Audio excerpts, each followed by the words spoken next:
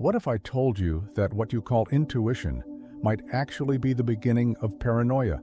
That the same spiritual vision that promises enlightenment could drag you into loneliness, anxiety, and even the feeling of losing your mind? The truth is harsh.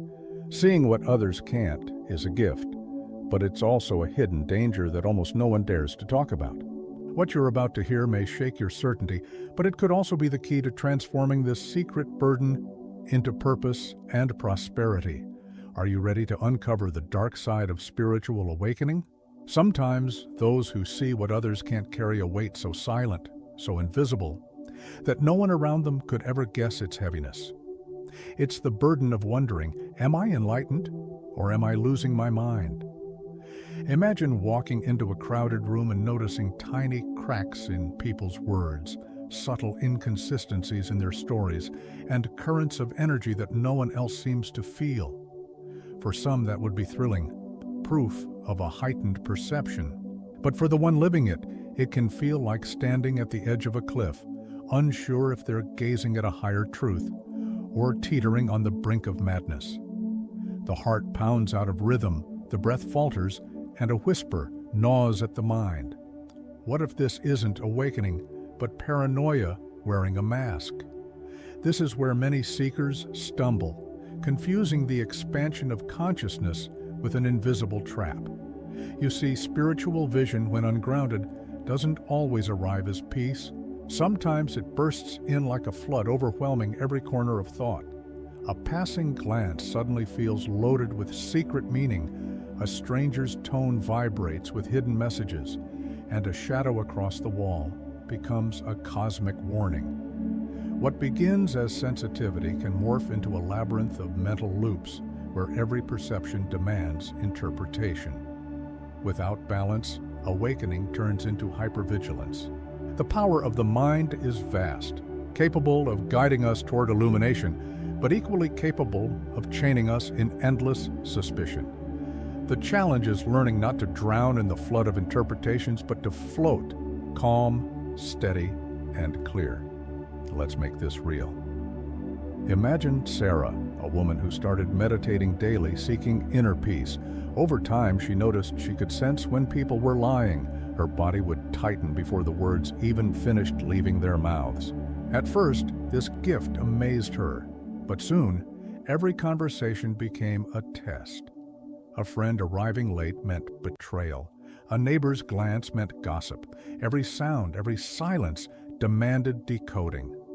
Instead of liberation, she found herself enslaved by her own perception, trapped in a prison of meanings that might not even exist. That's the thin line seekers must walk: illumination or obsession, awakening or anxiety. The spiritual path doesn't demand we decode every whisper of reality. It invites us to cultivate discernment, to let silence exist without turning it into a prophecy. But the temptation to interpret it all is strong, isn't it? Have you ever caught yourself analyzing a coincidence until your chest tightened, convinced it was a sign you couldn't afford to ignore?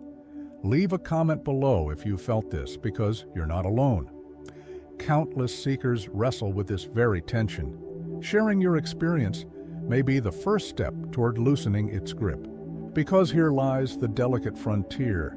The path of the spirit is not about rushing, not about clutching at every symbol, but about moving in harmony. And what if true clarity doesn't come from dissecting the noise, but from learning to silence the false urgencies our mind invents? What if peace isn't in multiplying meanings, but in realizing that not every message was written for us? It is here, in this fragile tension, that the journey opens to its next revelation, where too much vision, too much lucidity, begins to twist into something darker. When the eyes of the soul open too wide, the gift of vision begins to sharpen into a blade. What started as clarity turns into over-vigilance, and the seeker finds themselves scanning the world like a watchman who never sleeps. Every glance from a stranger, every shift in tone from a friend, every unexplained silence feels suspicious. Instead of resting in peace, the heart races with the exhausting labor of decoding everything. What was meant to be freedom becomes surveillance. The mind no longer sees with curiosity, it sees with suspicion. Think of Daniel, who, after a powerful retreat, returned home with heightened awareness.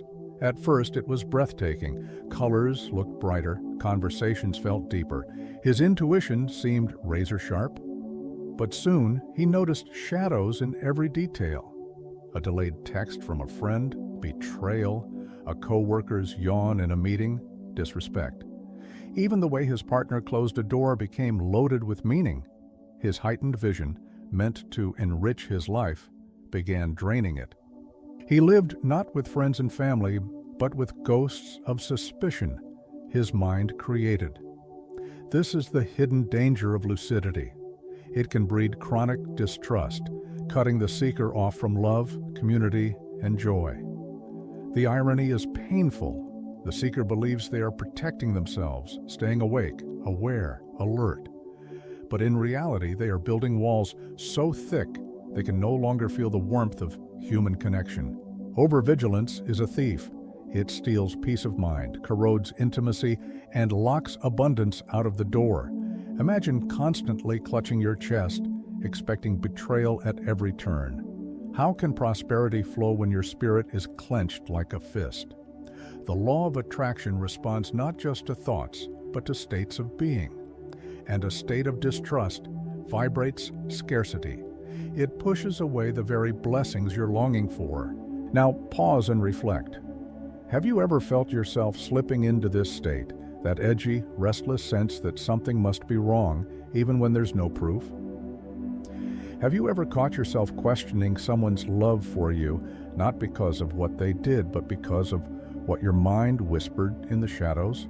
Be honest with yourself and share it in the comments. You might be surprised how many people carry the same silent struggle, and by naming it, you weaken its hold. This is where the spiritual path becomes paradoxical. We open our eyes to awaken, but sometimes those same open eyes become the reason we can't rest. True vision is not about noticing everything. It's about knowing what to release. The universe never meant for you to carry the weight of interpreting every glance, every pause, every coincidence. That weight isn't wisdom, it's fear disguised as vigilance. And yet, when fear wears the clothes of wisdom, it becomes very hard to recognize. So let me ask you directly, what happens when lucidity is no longer liberation, but a cage of chronic suspicion? What happens when the very sensitivity that promised to connect you with the divine begins to isolate you from the people you love? It is here that the seeker realizes the next truth, that not every sign perceived is meant to be urgent, that maybe, just maybe, the mind itself can invent emergencies where none exist. And this realization opens the door to the next hidden trap. This is where many seekers fall into the trap so subtle it feels like truth itself. The invisible mistake of believing that every sign must carry urgent meaning. The butterfly that drifts across your path isn't just a butterfly, it's destiny knocking. The stranger's offhand remark becomes a command from the universe. A restless dream is no longer a dream, but a warning of imminent catastrophe. The seeker begins to live in a constant state of emergency, as if the cosmos were shouting orders at them every second of the day. And what started as an awakening turns into a life of exhaustion. Consider Maya, a young woman who once found peace in journaling her spiritual signs. At first, it was gentle, numbers repeating on clocks, songs that spoke to her mood, whispers of synchronicity that seemed like love letters from the universe. But over time, she gave every detail weight. A broken glass meant disaster. A delayed bus meant fate was steering her away from danger. Every shift in the wind became prophecy. Maya wasn't living in harmony with the universe anymore. She was living in fear of it. This is the hidden danger, when the signs of life meant to inspire gratitude and trust are twisted into shackles of anxiety. The truth is simple but not easy. Not every signal is for you. Some are echoes, some are noise, some are simply life unfolding. Just as not every word overheard on the street is meant as guidance for your soul, not every coincidence is a map. Spirituality asks us to sharpen discernment, not addiction, to learn the difference between revelation and illusion. Because without that skill, the mind will hijack the journey, feeding you endless tasks, endless warnings, endless urgencies that leave you drained and spiritually bankrupt. Think of it this way.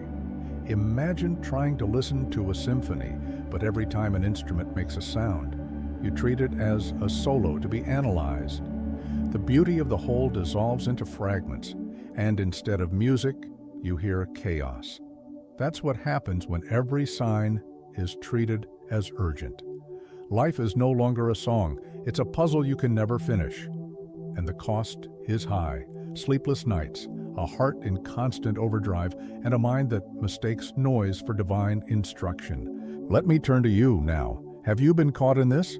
Have you ever spent hours, maybe days, obsessing over a dream, a coincidence, a symbol, feeling that if you didn't decode it, something terrible would happen? Write it in the comments. Sharing it will not only free you, but also remind others they're not crazy for feeling the same way. This is how seekers help seekers, by breaking the silence, by admitting that the weight of too many signs is real. And here's the paradox. The more you cling to signs, the less you hear the true message. Real guidance often comes not in the chaos of over-analysis, but in the stillness of peace. The universe rarely shouts, it whispers. But how can we hear the whisper when our minds are screaming? This is the turning point, the realization that the body itself, the vessel we too often neglect, might hold the compass we've been searching for all along. And so the journey moves deeper, from the noise of the mind into the silent truth of the body. When the mind drowns in its own noise, it is the body that whispers the truth. The heart beats out of rhythm when you're out of alignment. The skin tingles when real energy brushes against you. The stomach twists when something is not right. Long before the mind spins its stories, the body has already spoken. It is the compass that doesn't lie, carrying ancestral memory, the wisdom of the chakras, and the quiet knowledge that connects you to the universe itself. While the mind weaves illusions, the body cuts through with signals as simple as breath, as undeniable as a racing pulse. Think of Luis, who constantly doubted his own intuition. Whenever he felt uneasy, he brushed it aside, telling himself he was overthinking. But years later, after his first deep meditation retreat, he began paying attention. He noticed how his chest tightened around certain people, how his breath shortened when he was about to make a decision that wasn't right for him, how peace filled his body when he followed what was true. His awakening didn't come from deciphering visions. It came from listening to the instrument he carried all along, his body. The ancients understood this. Shamans watched their breathing patterns before journeys. Yogis paid attention to heat rising through the spine. Mystics noticed the heaviness in their limbs when their energy was misaligned. The body doesn't argue, it shows. True spiritual practice isn't about drowning in thought, but reconnecting to sensation. When something is true, the body expands, shoulders open, breath deepens, lightness fills the chest. When something is false or distorted, the body contracts, the jaw clenches, the stomach sinks, the back tenses. These aren't accidents. They are language, your body's direct dialogue with the divine. A simple practice can make this clear. Keep a journal, not of thoughts, but of physical reactions. Each time you make a decision, notice. Does your body feel heavier or lighter? Do you breathe easier or tighter? Does your posture open or close? Over time, you'll see patterns. You'll realize your body has been guiding you with incredible accuracy long before your mind ever caught up. And this isn't mystical fluff, it's grounded spirituality. Your body, with its electric nervous system, is both a biological machine and a spiritual antenna wired to detect truth from distortion. So let me ask you, have you noticed this? Have you ever been around someone and felt drained, as if their presence pulled the life out of you? Or met someone new and instantly felt lighter, as if you'd known them forever? Comment below, because sharing your stories of body wisdom can help others awaken to the fact that they are not imagining things. This isn't paranoia, it's perception, and when acknowledged, it can become one of the most powerful tools on your journey. But here's the challenge. Even when the body speaks, the mind resists. The mind tries to twist sensations into stories, to reinterpret what is simple into something complicated. That's why the seeker needs more than awareness. They need practice, a concrete method to ground themselves, to stabilize their perceptions, to stop floating in confusion and root themselves in clarity. And so the path leads naturally to the next step, the practice of sensory grounding, a way to anchor the spirit firmly into the here and now. At some point, every seeker learns that seeing is not enough. You must also know how to anchor. What good is opening your eyes to invisible worlds if your feet never touch the ground? This is where sensory grounding becomes essential. It is not just a technique, it is a lifeline. Imagine yourself as a tree, roots deep in the soil, trunk steady, branches stretching to the heavens. Without roots, even the gentlest wind can topple you, but with them, even a storm cannot move you. That is the paradox of spirituality. The higher you want to reach, the deeper you must ground. Let me paint a picture. Olivia, after a series of spiritual visions, felt constantly dizzy, like her soul was hovering above her body. She saw lights, symbols, messages, but she couldn't sleep, couldn't eat, couldn't rest. A teacher introduced her to grounding. Each morning, she would stand barefoot on the earth, close her eyes, and imagine roots growing from her feet, burrowing deep into the ground. As she breathed, she pictured energy rising slowly through her body, like sap rising in a tree. Within weeks, the dizziness was gone. The visions didn't disappear. They became clearer, calmer, more usable. Her gift was no longer a burden, because she had learned how to hold it. Grounding can take many forms. A simple one, guided meditation focused on the senses. Sit quietly, close your eyes, and bring awareness to your feet pressing against the floor. Imagine them melting into the earth, roots extending deeper with every breath. Feel the texture beneath you, the weight of your body, the rhythm of your lungs. Another practice, use your senses to anchor in the present. Touch something cool and solid, a stone, a piece of wood. Listen to the subtle sounds around you, the hum of the fridge, birds outside, even your own heartbeat. Smell calming scents like lavender or sandalwood. These rituals are not distractions. They are anchors. They stop the spiraling mind and tune your spirit to harmony. Think of it like tuning an old radio. Without grounding, your spiritual antenna picks up every frequency at once: static, noise, chaos. With grounding, you narrow the channel. Suddenly, the message is clear, pure, undeniable. That is the difference between drowning in perception and mastering it. And the beauty is, grounding requires no temple, no priest, no elaborate ritual. You carry everything you need in your body, your breath, your senses. And now I want you to try something right here, right now. Before the day ends, take 5 minutes, sit in silence. Place your feet firmly on the ground. Breathe slowly, imagining roots spreading from your soles deep into the earth. With each exhale, release tension into the soil. With each inhale, draw strength upward.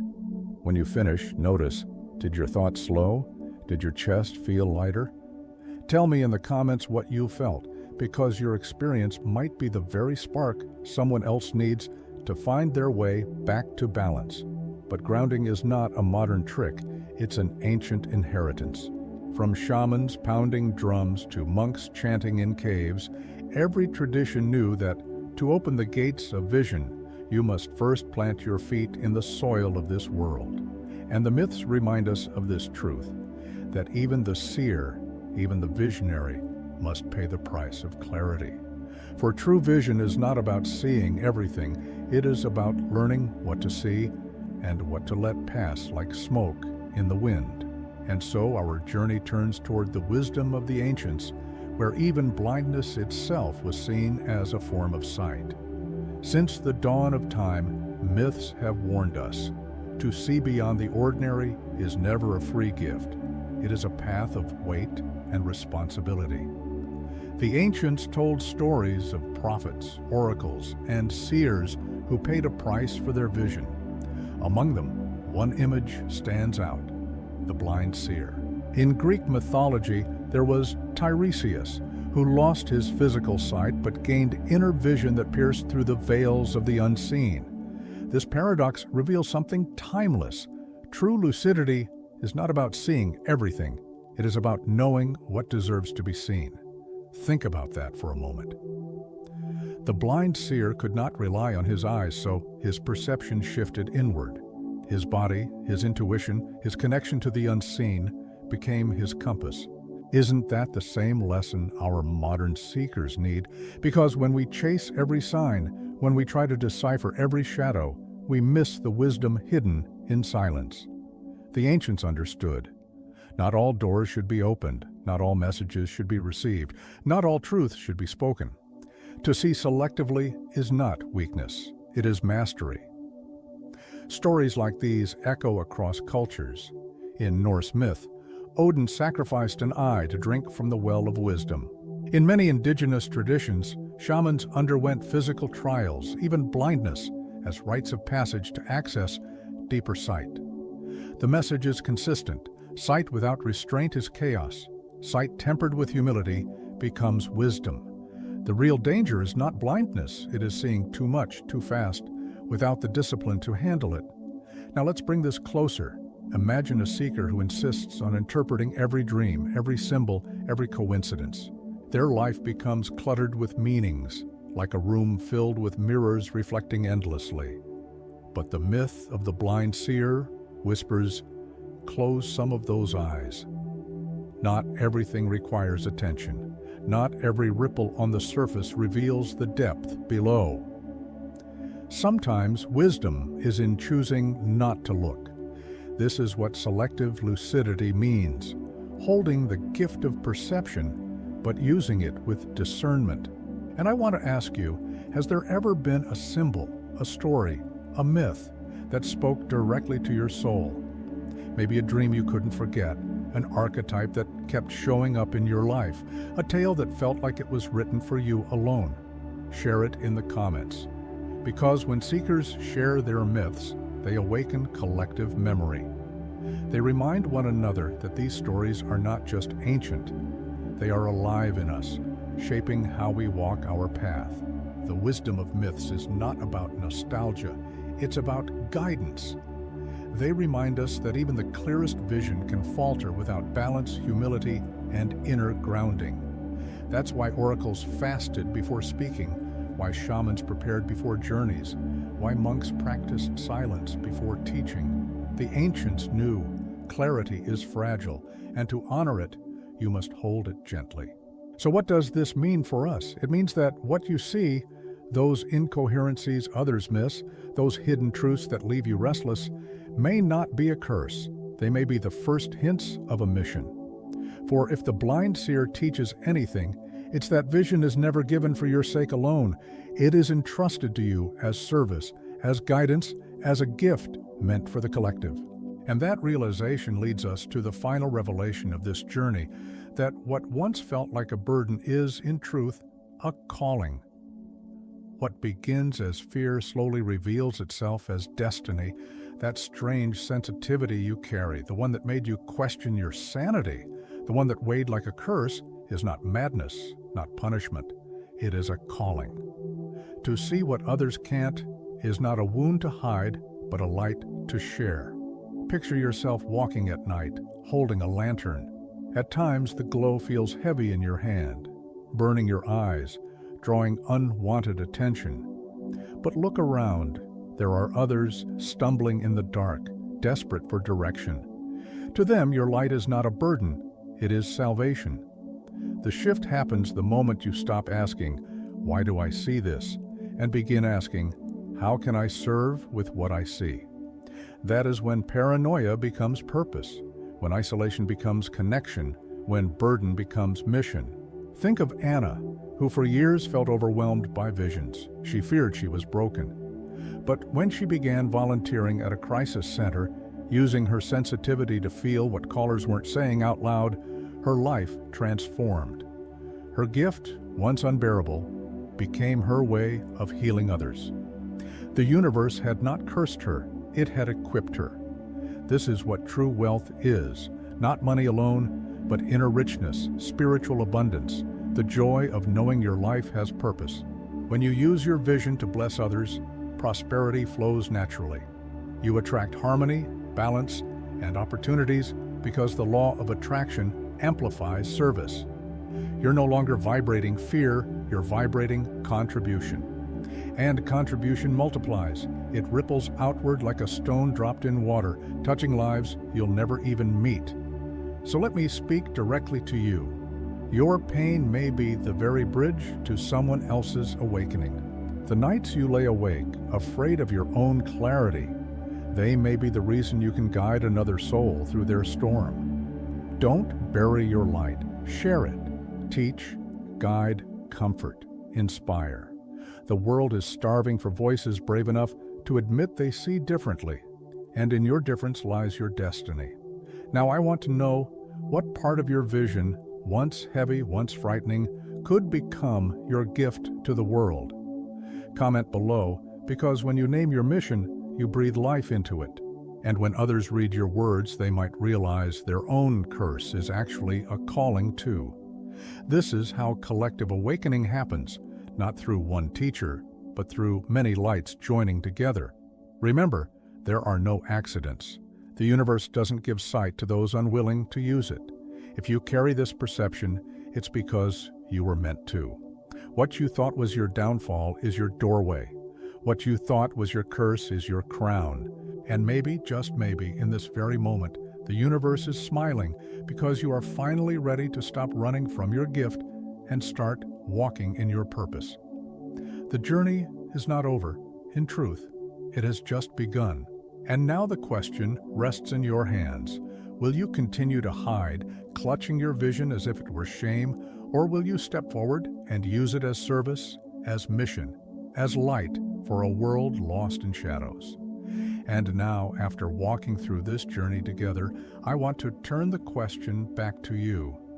What will you do with this vision you carry? Will you keep treating it as a burden, hiding it like a secret shame, or will you choose to transform it into your mission, your contribution to a world that desperately needs more light? The universe never awakens a soul by accident. If you are here, if these words reached you, it's because your perception is not random. It's a gift placed in your hands for a purpose. So I ask you, what moment from this journey struck you the deepest? Which insight lit up your spirit? Write it in the comments, because when you share, you're not just releasing your own truth, you're planting seeds for someone else's awakening. Your words may be the very lifeline another seeker has been waiting for. And if this message resonated with you, don't let it end here. Subscribe to the channel, turn on notifications, and stay with me. Together, we'll keep unlocking mysteries, grounding spiritual vision, and expanding consciousness. Because your transformation has already begun, you've felt it stirring inside you. The only question left is, will you nurture it, or will you let it fade? The next step is yours.